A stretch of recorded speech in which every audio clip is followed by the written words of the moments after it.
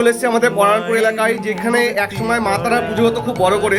এই বৈশাখ মাসে 7 দিন ধরে পুজো হতো। আজ সেখানে কোনো কারণে মায়ের মন্দির চলে যায় জলে, আর মায়ের পুজো খুব সংকীর্ণ হয়ে যায়।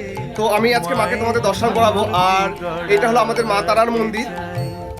মনের ভ্রমে মাটি দিয়ে মা যখন এখানে এসেছিলেন তখন স্বপ্নে আদেশে বলেছিলেন আমি এখানে এক যুগই থাকবো।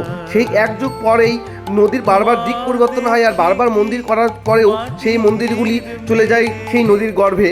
আর আগে এক সময় প্রচুর পরিমাণে ভক্ত আসতো, প্রসাদ বিতরণের ব্যবস্থা হতো, কিন্তু আজকে অতি সংখ্যক কম ভক্তরা আসে, আর প্রসাদ বিতরণও সেই সংখ্যক কমই প্রসাদ দেওয়া হয়। মূর্তি গড়াতে চাই, মনের ভ্রমে মাটি দিয়ে মায়ের মূর্তি গড়াতে চাই।